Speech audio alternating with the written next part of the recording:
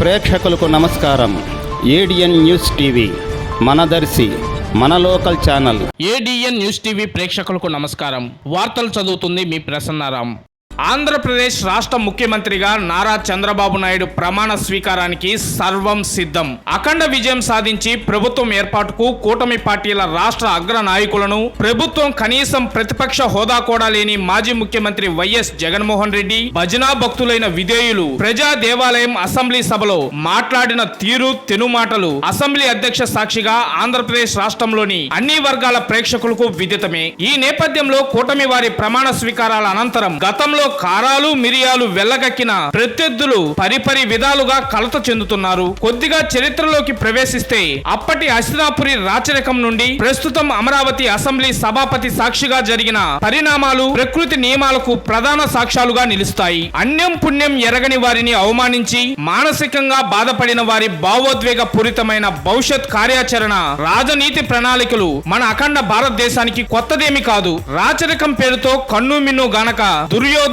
దుశ్శాసనుడు నిన్ను సభలో పంచ పాండవుల అర్ధాంగి కులవధువు పాంచాలికి చేసిన ఘోర అవమానం కౌరవ సామ్రాజ్యాన్ని తునాతునకలు చేసింది అన్నది నిర్వద్వాంసం. అదే క్రమంలో ప్రస్తుత ప్రజారాజ్యంలో అసెంబ్లీ సభలో తమిళనాడు మాజీ ముఖ్యమంత్రి దివంగత జయలలితను ఎమ్మెల్యేగా అయిన ప్రారంభంలో సభాపతి సాక్షిగా జరిగిన అవమానం భరించలేక తాను ముఖ్యమంత్రిగానే తిరిగి ఈ సభలో ప్రవేశిస్తాను అన్న శబదంతో పోరాడి అదే ప్రకారంగా అసెంబ్లీలో అడుగుపెట్టి సంబంధిత వారిని ఏ స్థితికి తీసుకువచ్చిందో దేశమంతా విదితమే. ఈ నేపథ్యంలో ఆంధ్రప్రదేశ్ ప్రజారాజ్య తీర్పుతో 151 ఎమ్మెల్యే సీట్లు కైవసం చేసుకున్న మాజీ ముఖ్యమంత్రి వైఎస్ జగన్మోహన్ రెడ్డి సమక్షంలో అసెంబ్లీ సభా సాక్షిగా రేపు ఆంధ్రప్రదేశ్ రాష్ట్ర ముఖ్యమంత్రిగా ప్రమాణ స్వీకారం చేయబోతున్న నారా చంద్రబాబు నాయుడు అర్ధాంగిని అవమానించిన తీరు పట్ల కన్నీరు పర్యంతమైన చంద్రబాబు నాయుడు తిరిగి తాను ముఖ్యమంత్రిగానే ఈ సభా ప్రాంగణంలో అడుగు పెడతానని శపథం చేసి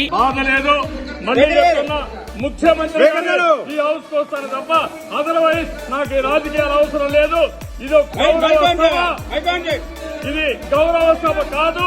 ఇలాంటి గౌరవ సభలో నేను ఉన్నానని మరొకసారి విజ్ఞప్తి చేస్తూ మీకు నమస్కారం. ప్రజలందరికీ విజ్ఞప్తి చేస్తున్నా, నా అవమానం మీరందరూ నిండు మనసుతో ఆశీర్వదించమని కోరుతూ అందరికీ నమస్కారం.